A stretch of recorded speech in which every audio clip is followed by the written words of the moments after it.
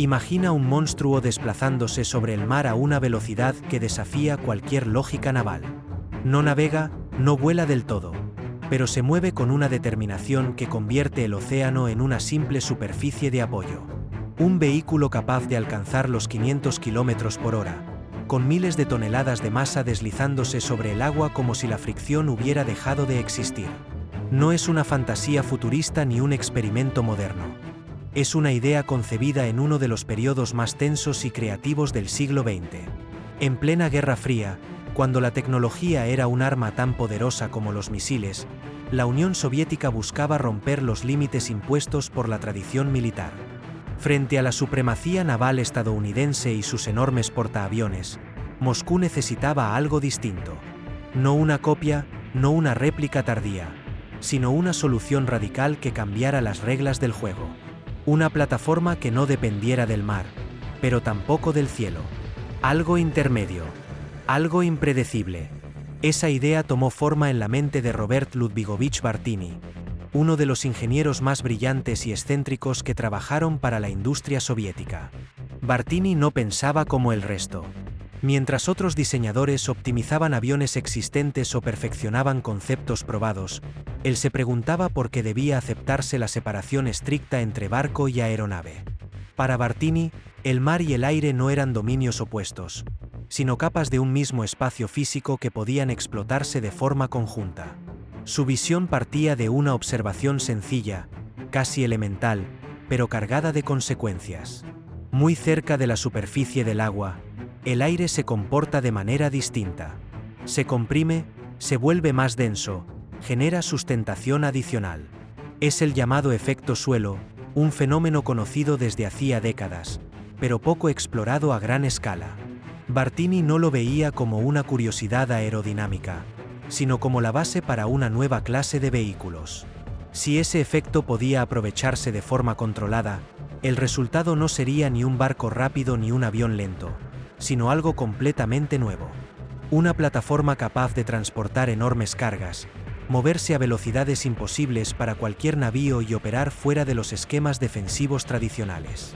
En otras palabras, un arma estratégica que nadie sabía muy bien cómo clasificar, ni cómo detener. Y ahí, en esa frontera difusa entre el mar y el cielo, empezó a gestarse uno de los proyectos más audaces, extraños y fascinantes de toda la Guerra Fría. Robert Ludwigovich Bartini no encajaba en ningún molde, ni siquiera dentro de una Unión Soviética acostumbrada a ingenieros brillantes y obsesivos. Nacido en Italia y nacionalizado soviético, Bartini llevaba consigo una formación científica excepcional y una forma de pensar que rozaba lo herético para muchos de sus colegas. Mientras otros diseñadores se movían dentro de marcos claros, aviones, barcos, misiles, él cuestionaba la existencia misma de esas categorías. Para Bartini, el problema no era cómo mejorar un portaaviones, sino por qué debía seguir siendo un barco lento y predecible. En un mundo dividido por océanos, donde el poder naval dependía del tiempo y de la posición, la velocidad se convertía en el factor decisivo. Y ahí, la flota soviética partía con desventaja frente a Estados Unidos. Los superportaaviones nucleares podían operar durante meses, proyectar poder aéreo a gran distancia y dominar regiones enteras del planeta. Competir con ellos de forma directa era económicamente inviable. Bartini entendió esa limitación como una oportunidad. En lugar de imitar al adversario, había que romper el paradigma. Su propuesta no era construir más barcos, sino dejar de pensar como un marino y empezar a pensar como un físico. El océano no tenía por qué ser un obstáculo. Podía convertirse en una pista de despegue infinita. El aire, a su vez, no tenía por qué ser un dominio exclusivo de los aviones de gran altitud. Entre ambos existía una franja casi inexplorada. Esa franja era el reino del efecto suelo. El fenómeno era bien conocido en términos teóricos. Cuando una aeronave vuela muy cerca de una superficie plana, el aire queda atrapado entre el ala y el suelo, aumentando la sustentación y reduciendo la resistencia inducida. En la práctica, esto permite transportar cargas mucho mayores con un consumo relativamente menor, siempre que se mantenga a una altura baja y estable. Para la mayoría de ingenieros, aquello era una limitación peligrosa. Para Bartini, era una ventaja estratégica. En los años 60 y 70, la Unión Soviética ya experimentaba con este concepto. Otros ingenieros, como Rostislav Alexeyev, desarrollaban enormes ecranoplanos que volaban a escasos metros del agua, auténticos colosos pensados para transporte rápido o ataque con misiles. El famoso monstruo del mar Caspio era la prueba de que la idea funcionaba, pero también de sus debilidades: extrema sensibilidad al oleaje, limitaciones meteorológicas y un margen operativo reducido. Bartini observó esos proyectos con atención, pero no los consideró suficientes. Volar pegado al agua era útil. Sí, pero demasiado arriesgado para una plataforma estratégica. Un portaaviones, incluso uno volador, debía operar en mares abiertos, con oleaje irregular, viento cruzado y condiciones cambiantes. Para eso, necesitaba altura. No mucha, pero sí la suficiente para liberarse del capricho inmediato del mar. Ahí surgió su primera gran ruptura conceptual. Mientras la mayoría de ecranoplanos soviéticos se movían a 1 o 2 metros sobre la superficie, Bartini propuso operar a 10, 15 o incluso 20 metros. Seguir aprovechando el efecto suelo, pero con un colchón más amplio, más estable, más tolerante. No rozar el mar, sino dominarlo desde una altura mínima segura. Ese simple cambio alteraba todo. Permitía mayor estabilidad, ampliaba el rango de operación y hacía viable pensar en algo que hasta entonces parecía imposible. Una plataforma gigantesca, capaz de transportar no solo carga o misiles, sino aeronaves completas. Un portaaviones que no navegara, sino que se deslizara sobre el océano a velocidades absurdas para cualquier flota convencional. En ese punto, la idea dejó de ser un experimento aerodinámico y empezó a transformarse en una propuesta estratégica. Si funcionaba, la Unión Soviética tendría una herramienta única: un portaaviones que no dependía de puertos, que no necesitaba escoltas, que podía cruzar océanos en horas y aparecer donde nadie lo esperaba. Un arma diseñada no para dominar el mar, sino para ignorarlo. Y así, en los despachos y mesas de diseño, comenzó a tomar forma algo que no tenía precedentes claros. Un concepto que no era ni avión ni barco. Algo que obligaría a replantear qué significaba realmente el poder naval en la era moderna. Toda idea radical necesita un momento de fricción con la realidad.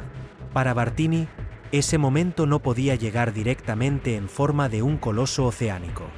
Antes había que demostrar que su interpretación del efecto suelo funcionaba fuera del papel, que no era solo una ecuación elegante, sino un comportamiento estable, controlable y reproducible.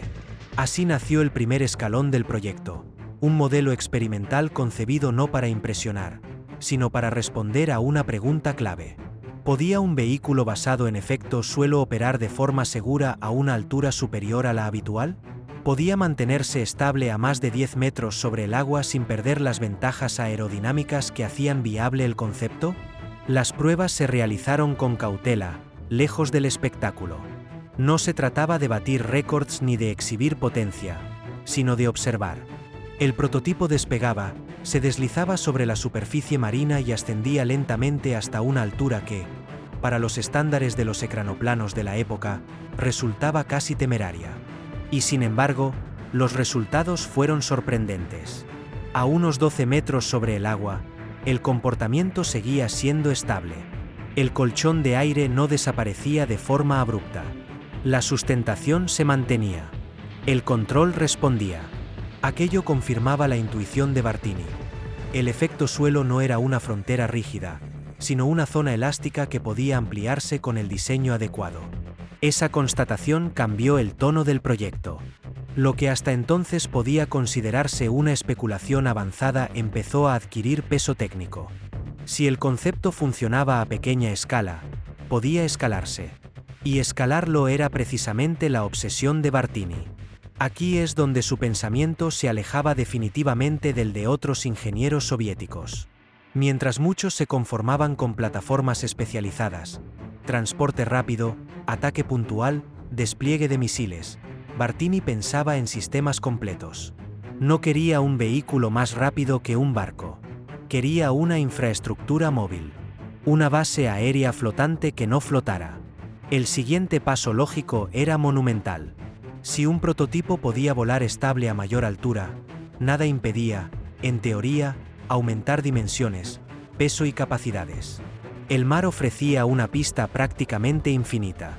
No había límites de longitud, ni problemas de aterrizaje convencionales, ni restricciones de pistas. Solo hacía falta atreverse a pensar en grande. Y Bartini lo hizo. Su visión ya no se centraba en un ecranoplano experimental, sino en algo que rivalizara en función estratégica con los portaaviones tradicionales.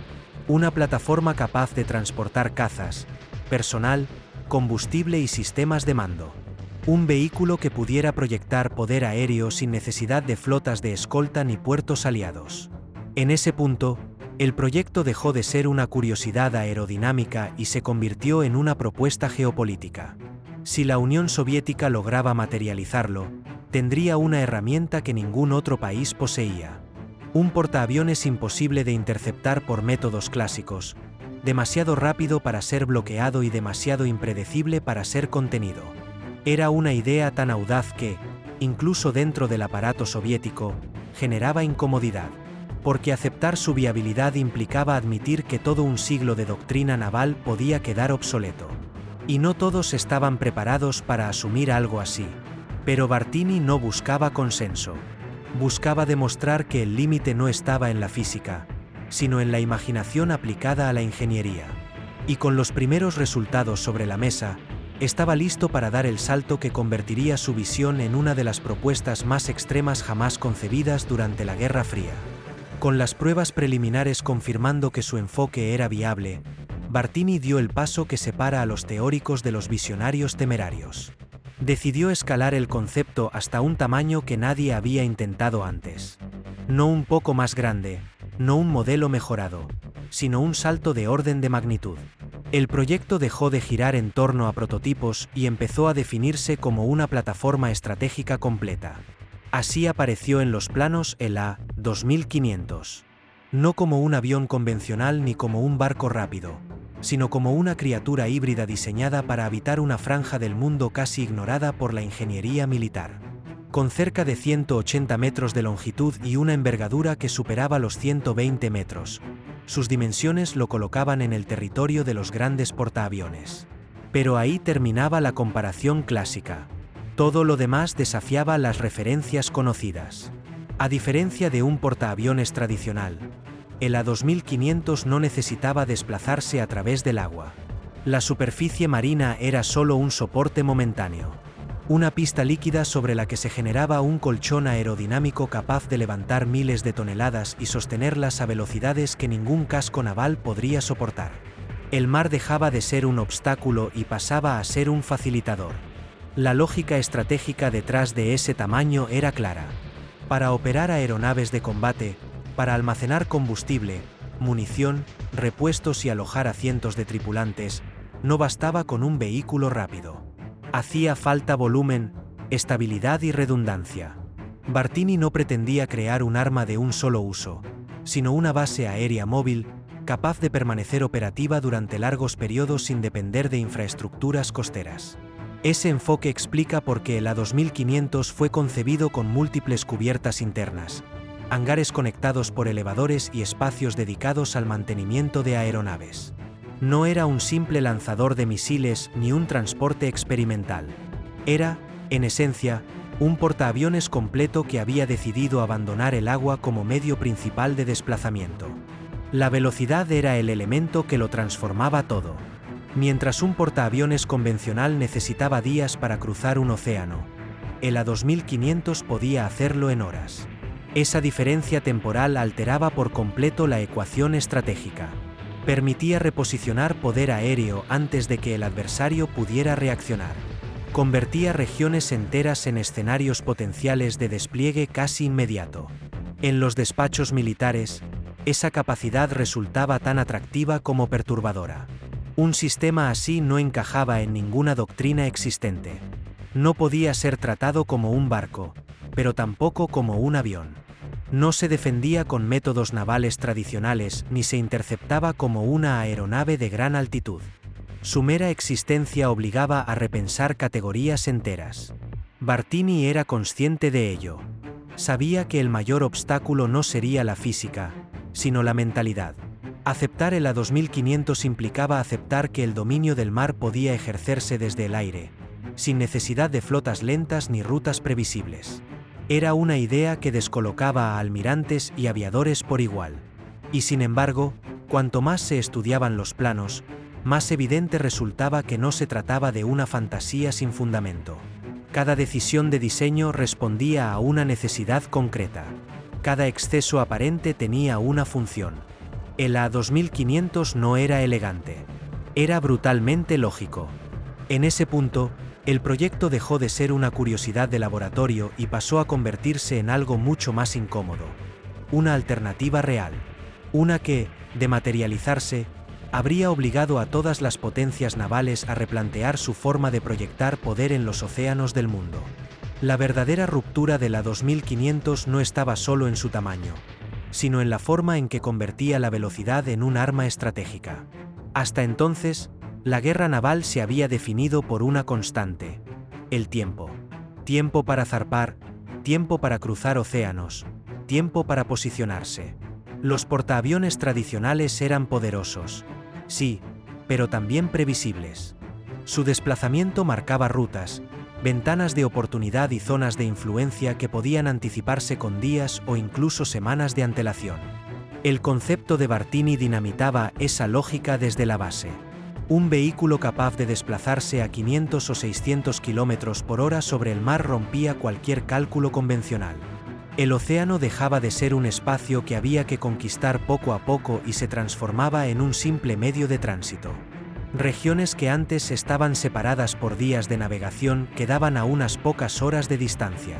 La sorpresa estratégica ya no dependía del sigilo, sino de la rapidez. En ese contexto, el A2500 se convertía en algo más que un portaaviones alternativo.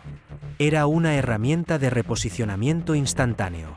Una plataforma capaz de aparecer en zonas sensibles antes de que el adversario pudiera reaccionar con sus propias fuerzas navales. No necesitaba escoltas lentas ni corredores marítimos seguros. Su ruta podía variar en tiempo real, aprovechando la inmensidad del mar como cobertura natural. Eso alteraba profundamente el equilibrio naval. Las defensas costeras, pensadas para detectar flotas aproximándose a velocidad limitada, perdían efectividad. Los sistemas de vigilancia marítima, diseñados para seguir barcos, no estaban preparados para rastrear una plataforma que se movía como una aeronave, pero permanecía fuera del perfil clásico de vuelo. El A2500 quedaba atrapado entre categorías, y ahí residía su mayor ventaja. Para la Unión Soviética, esta propuesta encajaba con una necesidad estratégica concreta. No podía igualar el número de portaaviones estadounidenses ni sostener despliegues permanentes en todos los océanos. Pero sí podía aspirar a una capacidad de respuesta rápida, impredecible y concentrada. Un solo A2500, correctamente posicionado, podía proyectar una fuerza aérea comparable a la de un grupo naval completo, pero sin las ataduras logísticas habituales. Esa posibilidad no pasó desapercibida en los análisis internos.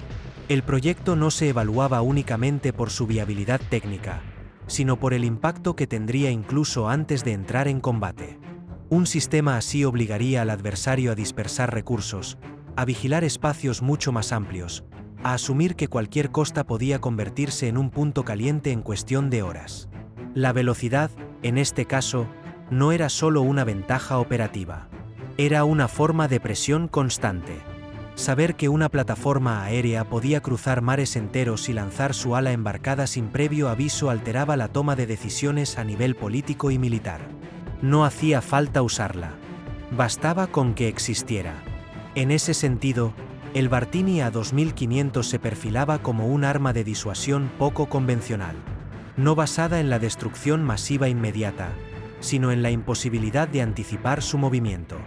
Un sistema que no ganaba poder por acumulación, sino por incertidumbre.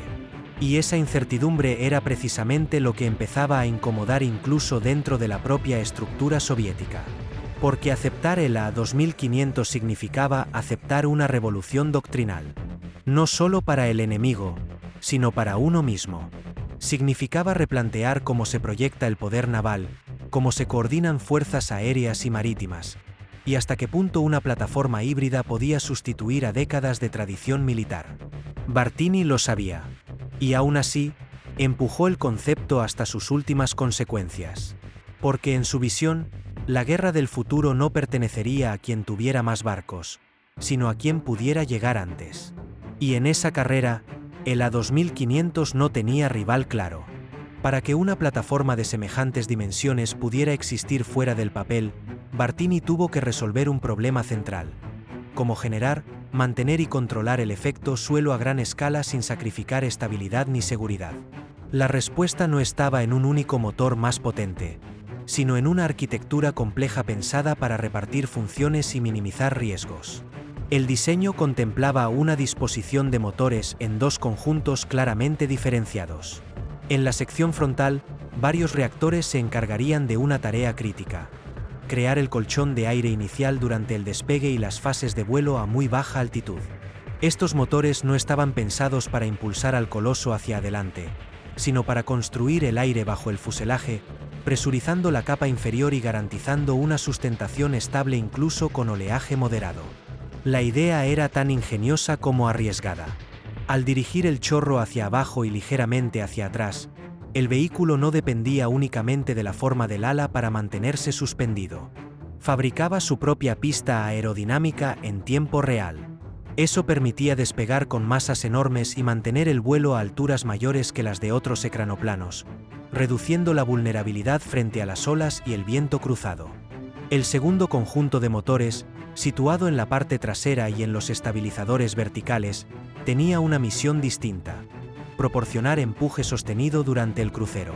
Eran los responsables de llevar a la 2500 hasta velocidades cercanas a los 600 km por hora, una cifra que transformaba por completo el significado de portaaviones.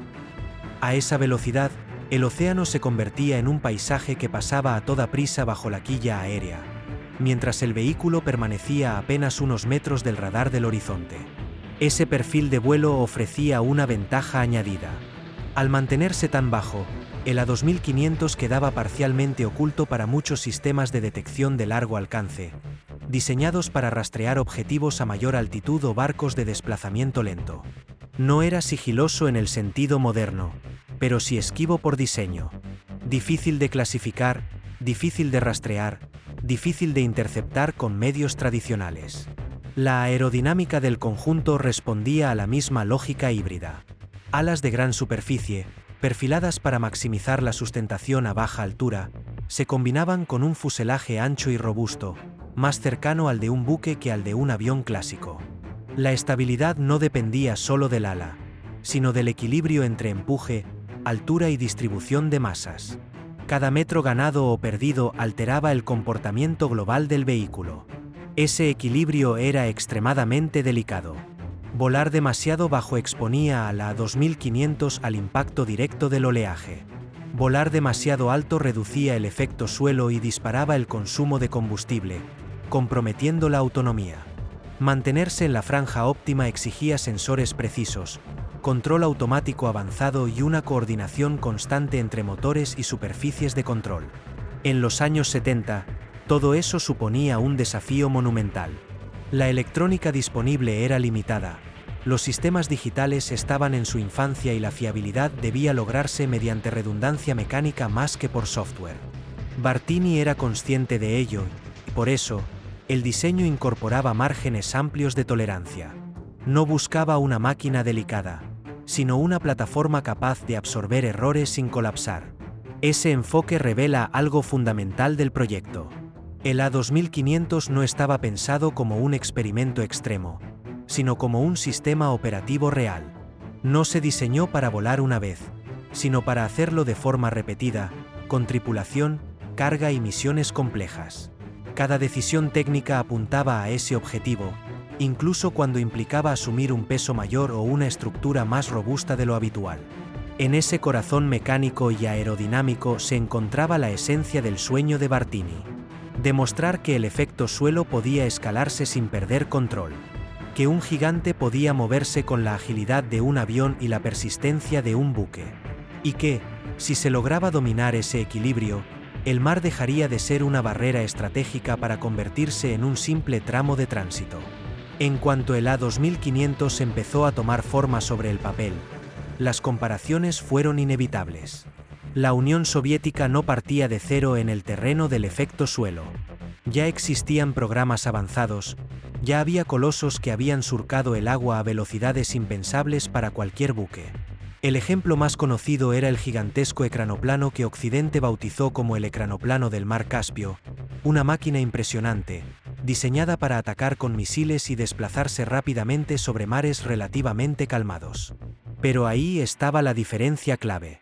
Aquellos ecranoplanos, por formidables que fueran, seguían atados a una condición muy concreta: volar extremadamente bajo. Su eficiencia dependía de permanecer a apenas 1 o 2 metros de la superficie, lo que los hacía vulnerables al oleaje, al viento lateral y a cualquier cambio brusco en el estado del mar. Eran rápidos, sí, pero también frágiles en términos operativos. Bartini observó esas limitaciones con atención. Para él, el problema no era el tamaño ni la potencia, sino la dependencia absoluta de una franja demasiado estrecha. Un sistema estratégico no podía permitirse ese nivel de restricción. Un portaaviones, aunque fuera aerodinámico, debía operar en mares abiertos, en condiciones cambiantes, lejos de la comodidad de aguas interiores o zonas costeras relativamente tranquilas. Por eso, el A2500 no pretendía competir con esos ecranoplanos, sino superarlos conceptualmente. Su capacidad de volar a mayor altura dentro del régimen de efecto suelo ampliaba el margen de maniobra y reducía el riesgo operativo. No eliminaba los peligros, pero los hacía gestionables. Y esa diferencia era fundamental si se aspiraba a algo más que misiones puntuales. Además, el propósito era radicalmente distinto. Mientras otros proyectos estaban pensados para transporte rápido o ataque directo, el A2500 era una infraestructura móvil. No un vector de armas, sino un sistema completo. Un portaaviones en el sentido pleno del término, con ala embarcada, mando, logística y autonomía operativa. Ese salto de ambición generó resistencias. Dentro del propio complejo militar industrial soviético, muchos veían el proyecto como excesivo, incluso innecesario. ¿Por qué invertir recursos colosales en una plataforma tan compleja cuando ya existían submarinos estratégicos, bombarderos de largo alcance y misiles intercontinentales? La respuesta de Bartini era siempre la misma: porque ninguno de esos sistemas ofrecía flexibilidad inmediata. Un submarino es sigiloso, pero lento de reposicionar. Un bombardero depende de bases aéreas. Un misil cumple una función única. El A2500, en cambio, podía desplazarse, esperar, cambiar de rumbo, lanzar aeronaves y retirarse sin dejar rastro fijo. Era un sistema pensado no solo para la guerra total, sino para la presión constante, para el juego de la disuasión dinámica. Esa idea chocaba con doctrinas establecidas. Exigía coordinación entre ramas que tradicionalmente operaban de forma separada. Aviación naval, fuerzas aéreas, mando estratégico. El A2500 no pertenecía claramente a ninguna de ellas, y precisamente por eso resultaba incómodo. Aceptarlo implicaba redibujar fronteras internas, redistribuir responsabilidades y aceptar una nueva forma de pensar el poder militar. Sin embargo, cuanto más se analizaba, más evidente se volvía que Bartini no estaba proponiendo una extravagancia aislada, sino una evolución lógica llevada al extremo. Si la velocidad aérea ofrecía ventajas, ¿por qué no aplicarlas al dominio marítimo? Si el efecto suelo permitía cargas enormes, ¿por qué limitarlo a misiones secundarias? El A2500 se situaba así en un punto de ruptura. No era una mejora incremental, sino una redefinición. Y como ocurre con todas las redefiniciones profundas, generaba tanto fascinación como rechazo. Porque aceptar su validez implicaba admitir que el mapa del poder naval podía cambiar de forma radical. Y ese reconocimiento, incluso antes de que existiera un prototipo real, ya era una victoria conceptual para Bartini. Si el A2500 aspiraba a ser algo más que un experimento colosal, debía resolver el desafío que define a cualquier portaaviones: operar aeronaves de combate de forma continua, segura y eficiente.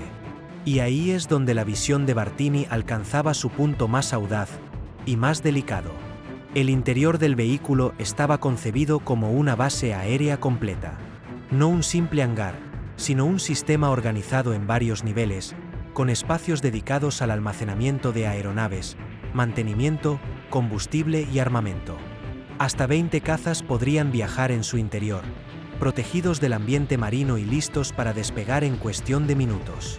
Para la época, esa cifra colocaba a la 2500 en una categoría comparable a la de muchos portaaviones ligeros. Pero la verdadera innovación no estaba en el número, sino en el método.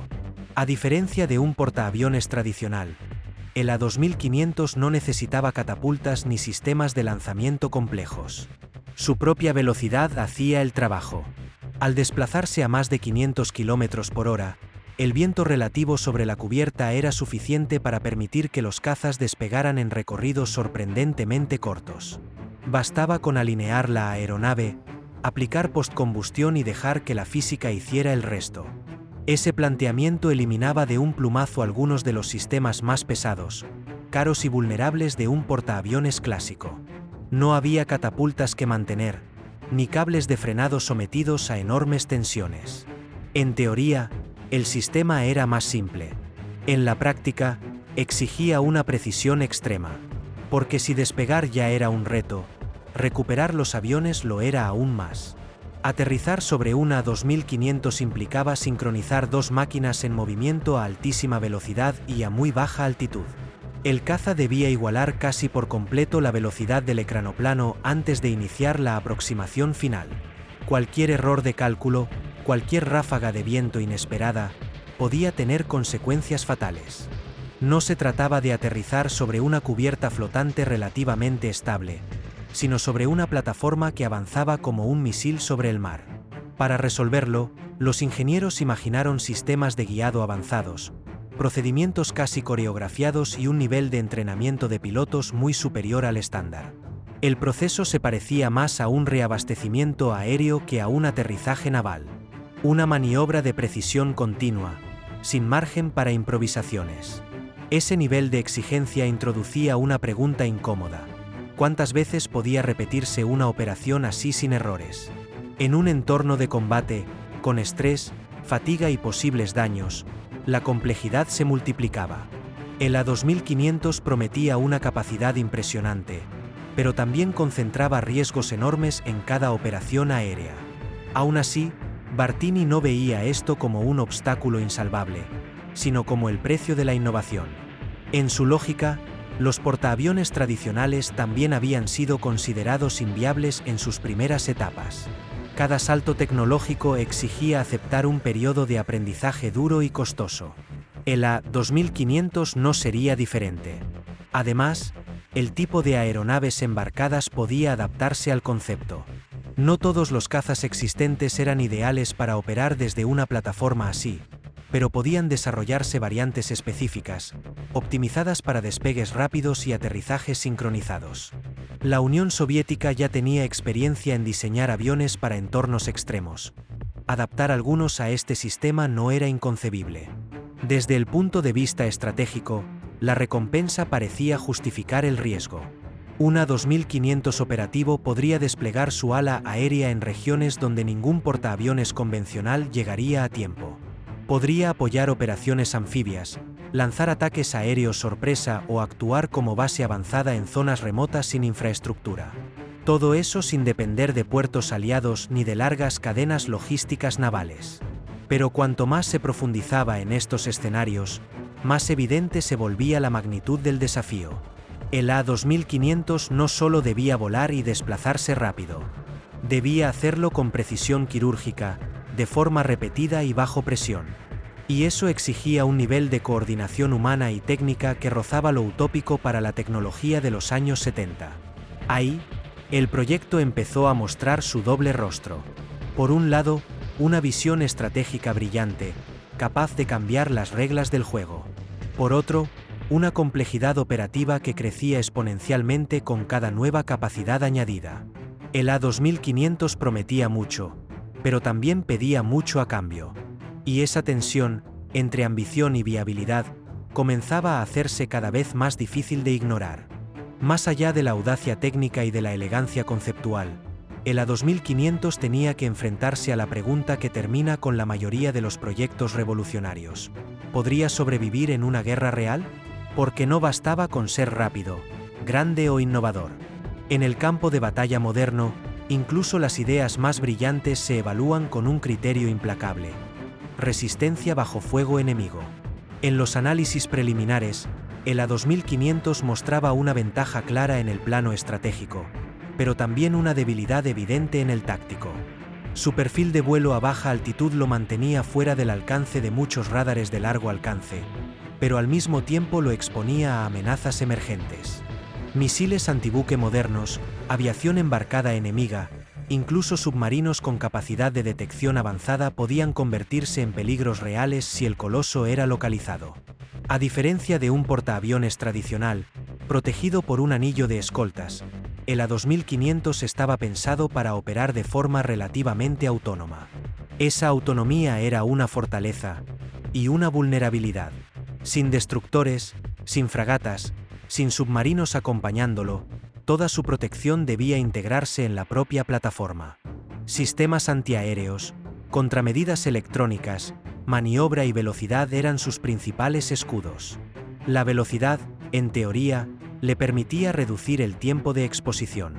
Una A2500 no permanecía horas en una misma zona. Aparecía, operaba y se retiraba. Pero esa misma velocidad limitaba sus opciones defensivas. No podía maniobrar bruscamente sin comprometer la estabilidad del efecto suelo.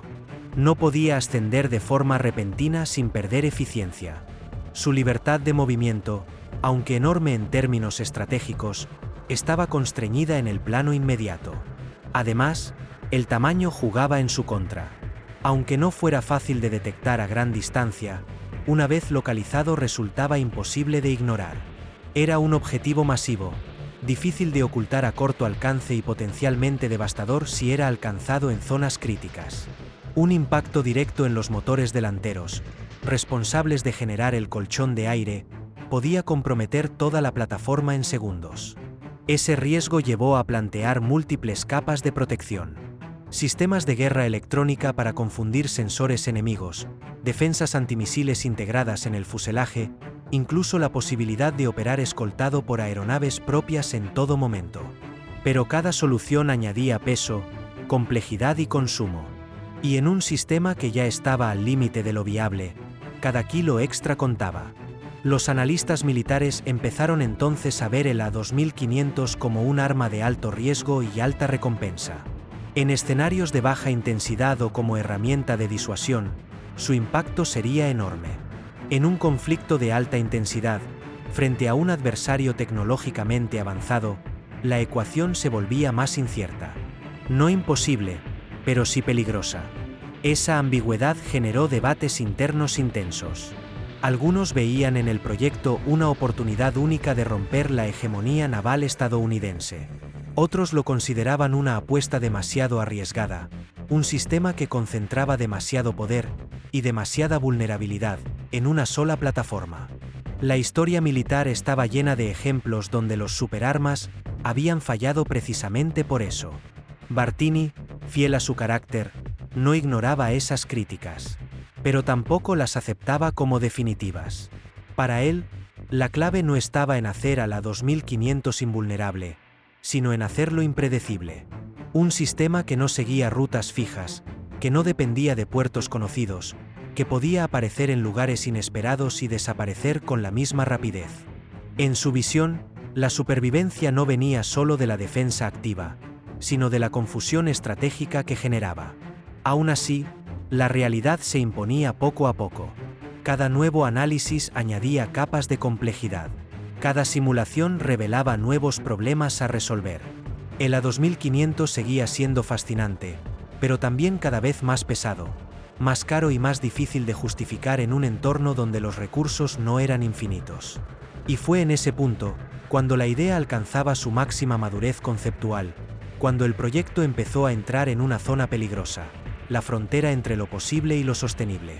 A medida que el A2500 crecía sobre el papel, empezó a hacerse evidente que el mayor enemigo del proyecto no sería un misil enemigo, sino algo mucho más prosaico y difícil de esquivar: la realidad económica e industrial de la Unión Soviética de finales de los años 70 y principios de los 80. Construir un vehículo de ese tamaño no era solo una cuestión de ingeniería, sino de sistema país. Requería astilleros completamente nuevos o profundamente transformados, instalaciones capaces de ensamblar estructuras híbridas que no encajaban ni en la lógica naval ni en la aeronáutica tradicional. No existían líneas de producción preparadas para algo así. Había que crearlas desde cero. Los materiales eran otro cuello de botella. El A2500 debía ser ligero para poder sostenerse sobre el colchón de aire, pero al mismo tiempo lo bastante resistente como para soportar vibraciones, esfuerzos estructurales enormes y un entorno marino agresivo. Eso implicaba aleaciones avanzadas, procesos de fabricación extremadamente precisos y un control de calidad sin concesiones.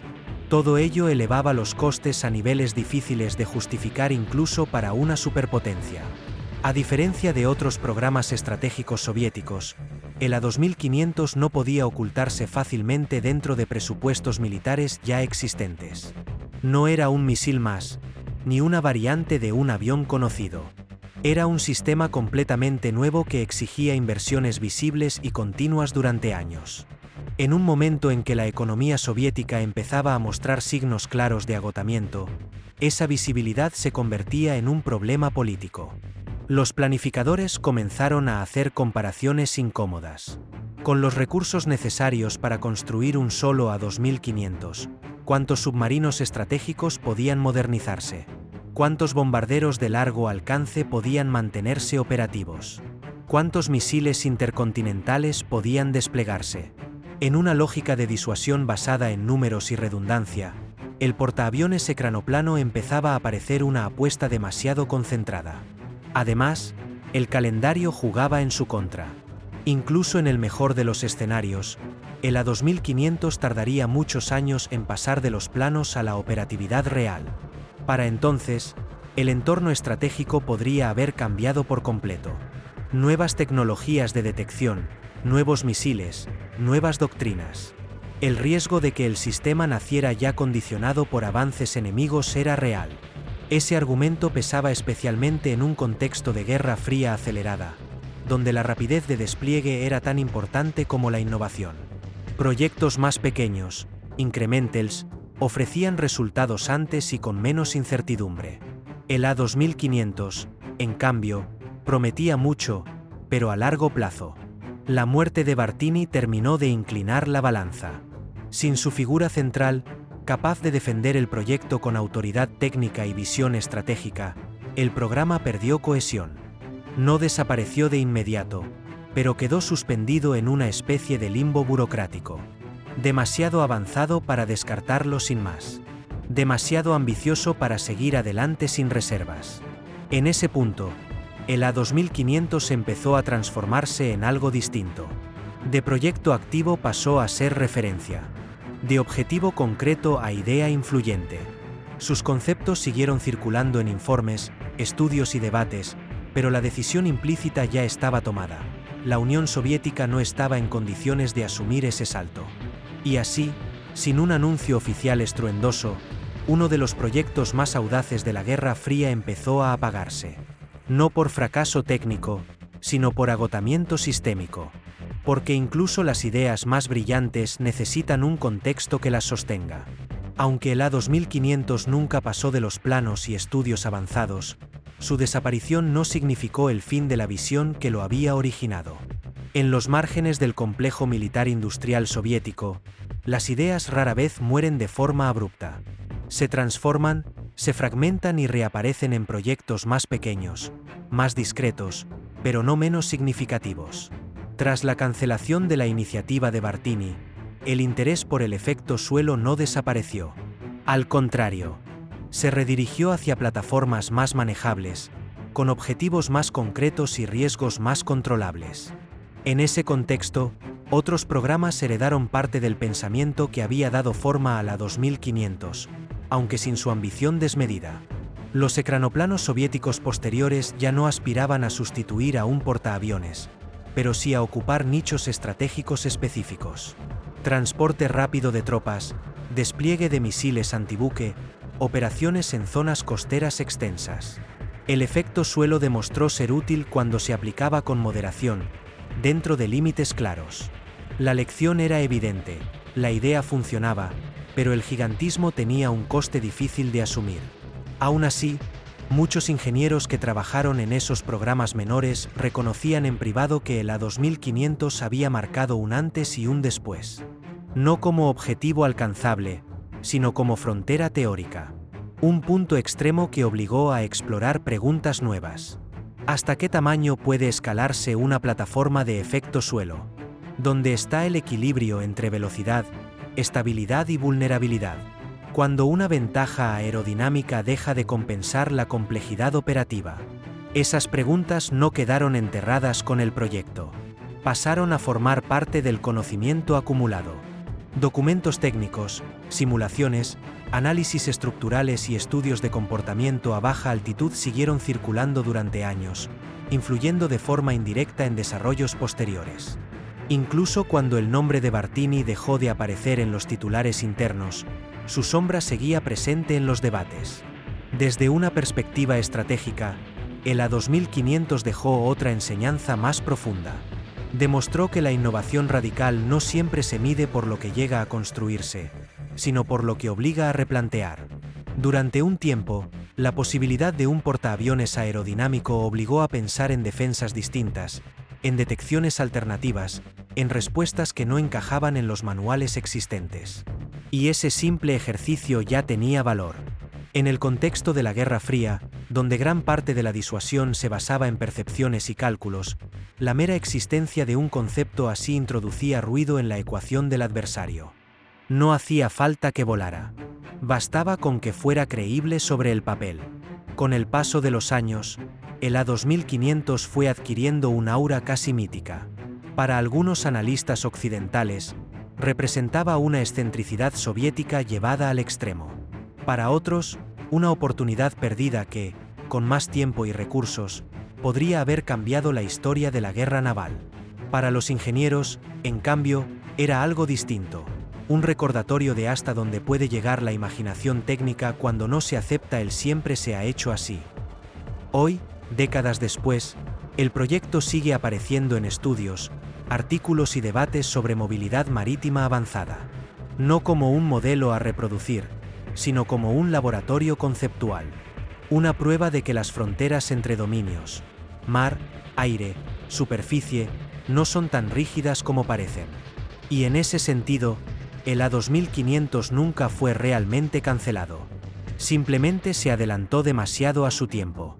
Con la perspectiva que da el tiempo, el A2500 deja de parecer una rareza de la Guerra Fría y empieza a leerse como una advertencia temprana. Muchas de las preguntas que planteaba Bartini no solo siguen vigentes, sino que hoy resultan inquietantemente actuales. La obsesión moderna por la velocidad, la movilidad estratégica y la capacidad de sorprender al adversario conecta de forma directa con aquella idea que parecía excesiva para su época.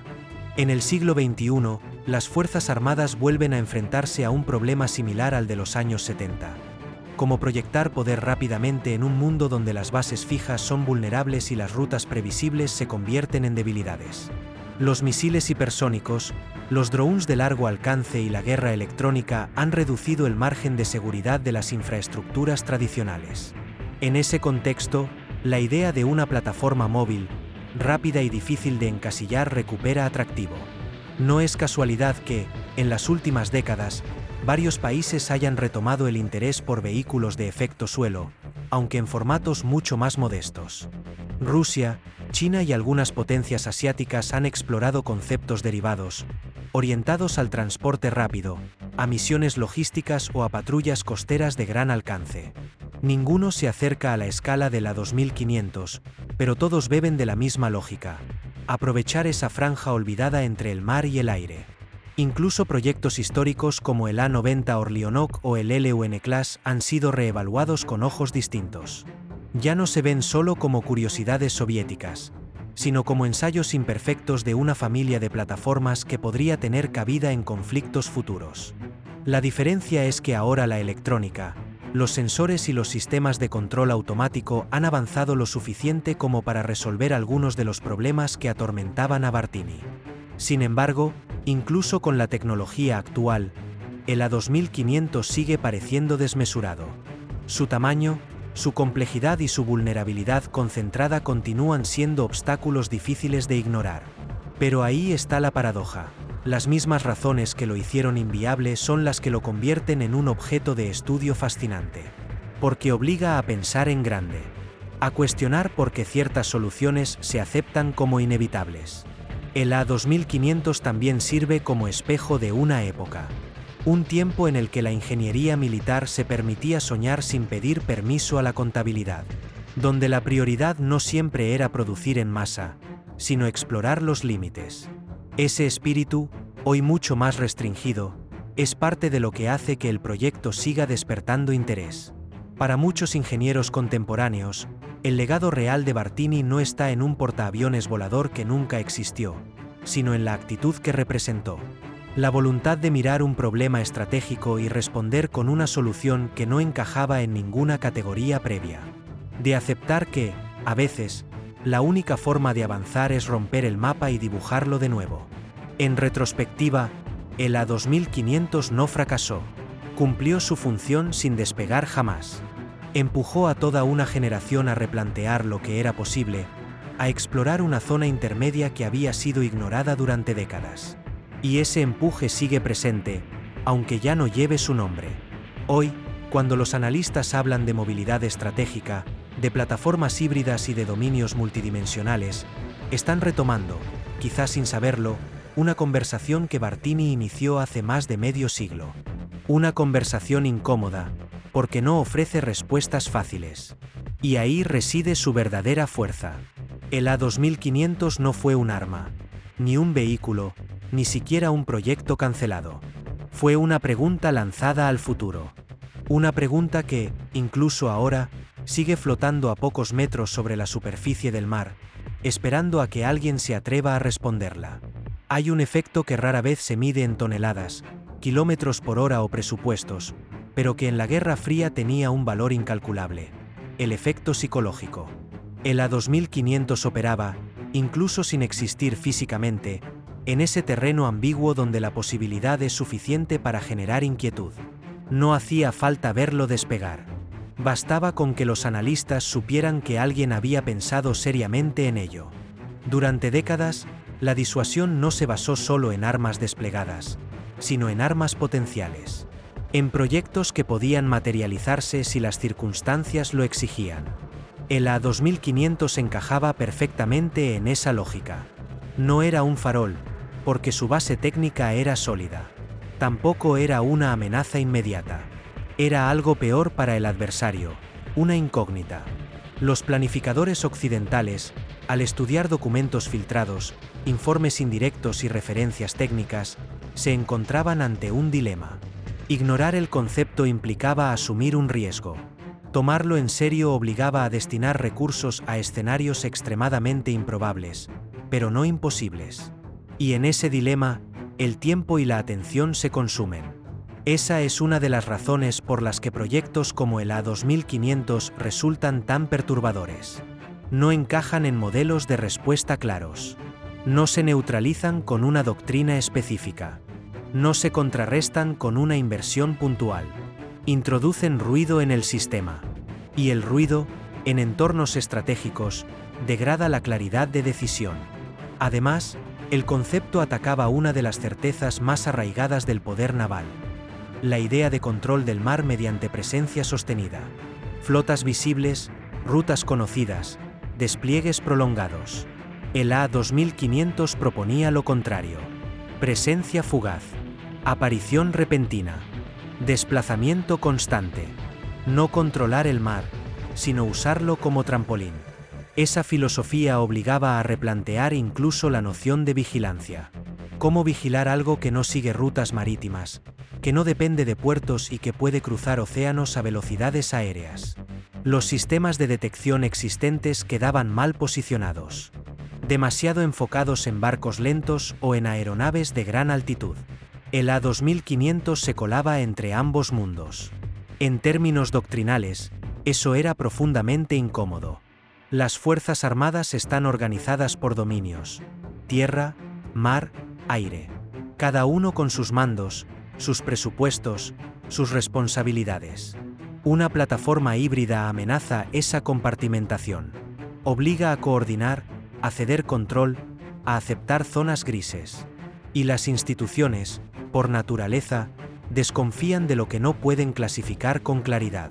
Por eso, incluso dentro de la propia Unión Soviética, el A2500 generaba resistencia. No solo por su coste o su complejidad, sino porque desafiaba estructuras internas. ¿Quién lo operaría? ¿La aviación naval? ¿Las fuerzas aéreas? ¿Un mando estratégico independiente?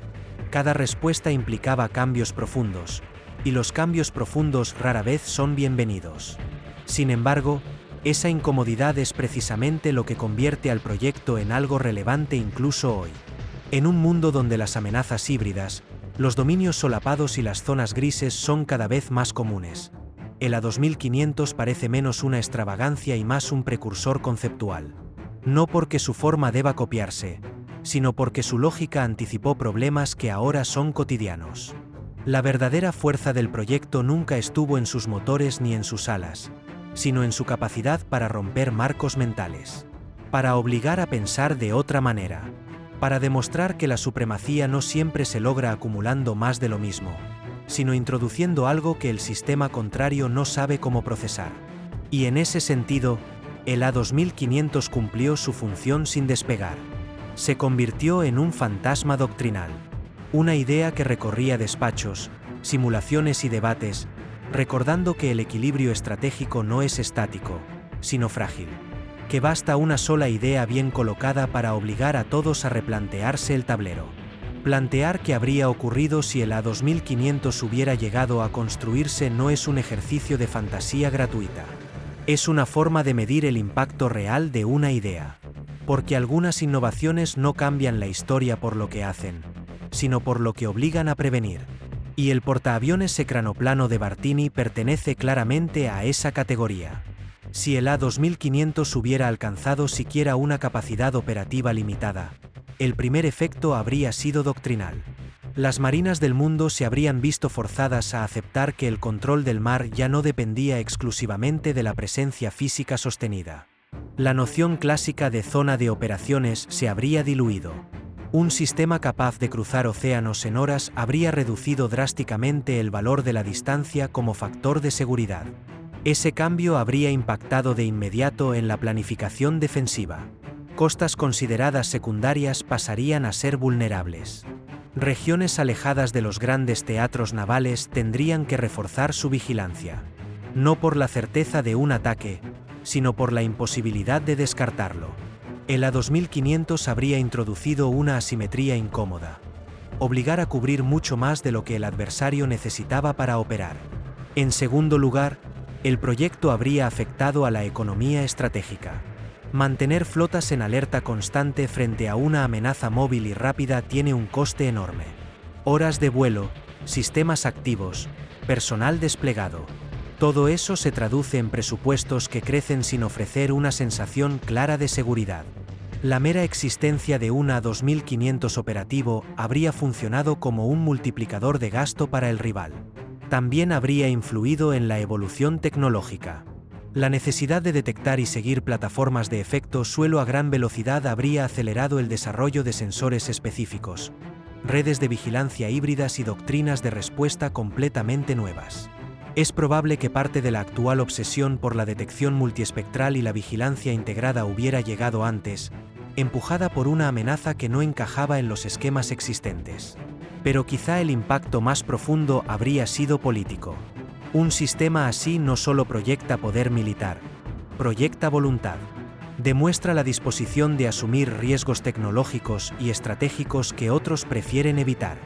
En el contexto de la Guerra Fría, eso habría sido leído como una señal clara de determinación.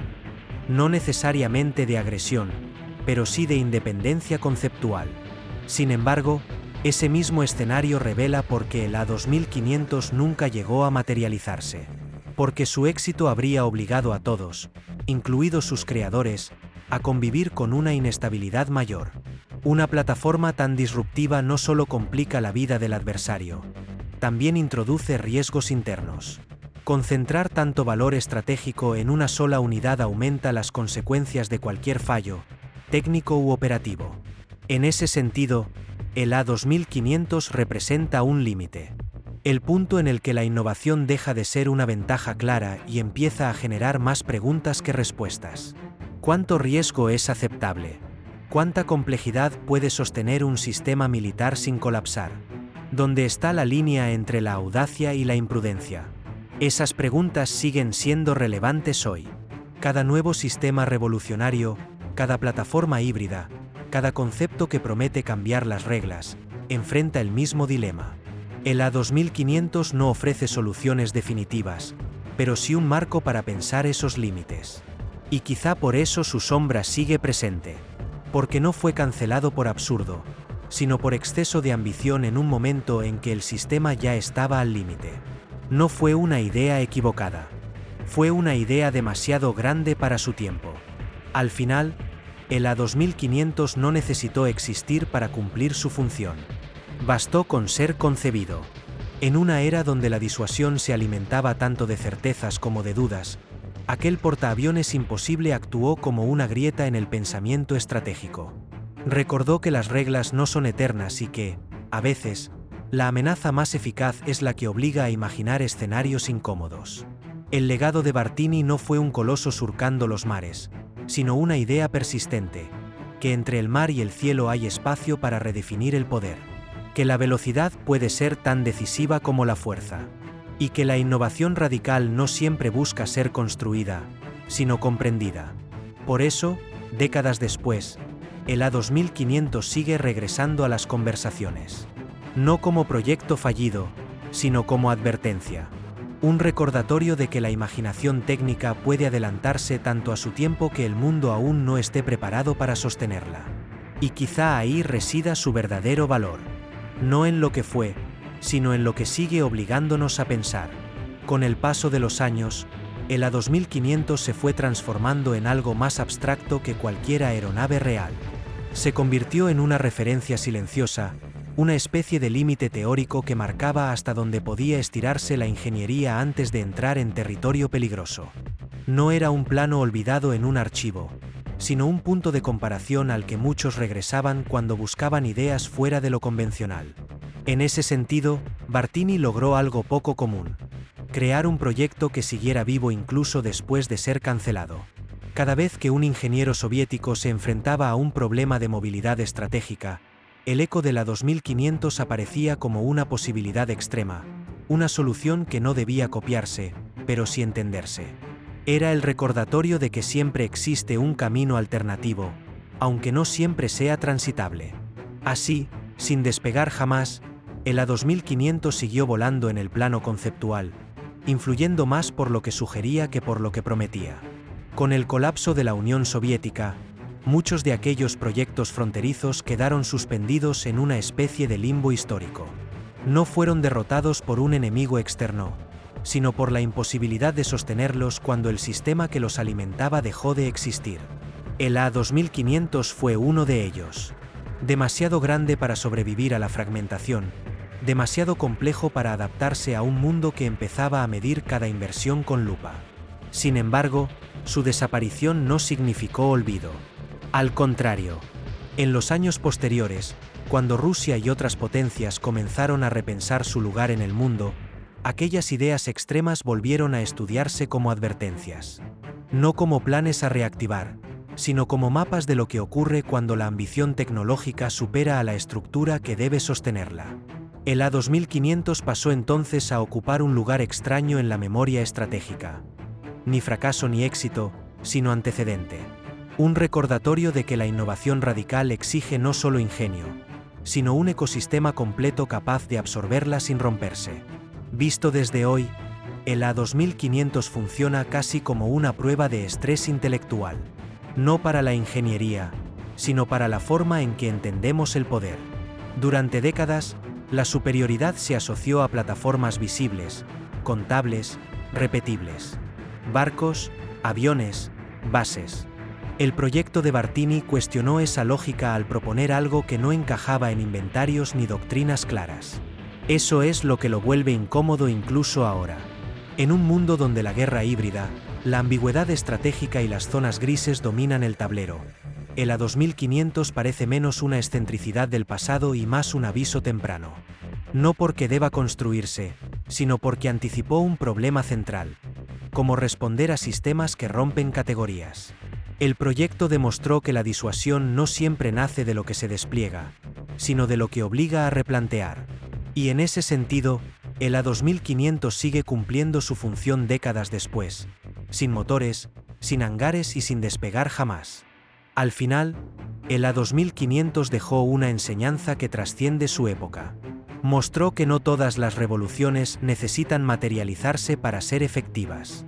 Algunas existen solo para forzar preguntas incómodas, para empujar a los sistemas establecidos a mirarse en el espejo y reconocer sus límites. Bartini no entregó un arma, entregó una grieta conceptual, una idea capaz de demostrar que la supremacía no siempre se construye sumando más de lo mismo, sino introduciendo algo que no puede compararse fácilmente con nada anterior. Y eso, en términos estratégicos, es una forma de poder difícil de neutralizar. Por eso el A2500 sigue apareciendo una y otra vez en análisis, debates y estudios. No como proyecto a recuperar, sino como referencia. Como advertencia silenciosa de lo que ocurre cuando alguien se atreve a pensar más allá del marco aceptado. El A2500 nunca surcó los océanos ni lanzó un solo avión desde su cubierta imposible. Pero dejó algo quizá más duradero que cualquier máquina: una huella en la forma de pensar la guerra, la tecnología y el poder. Demostró que la innovación radical no siempre se mide en éxitos visibles, sino en la capacidad de alterar la conversación durante décadas. En la historia de la Guerra Fría abundan armas que existieron y hoy yacen olvidadas. El proyecto de Bartini pertenece a otra categoría: la de las ideas que no se construyen, pero tampoco desaparecen. Ideas que flotan, como su propio diseño, en una franja intermedia donde el futuro aún no ha decidido qué hacer con ellas. Porque al final, entre el mar y el cielo, no solo hay aire. Hay preguntas. Y algunas de ellas, como el A2500, siguen esperando respuesta.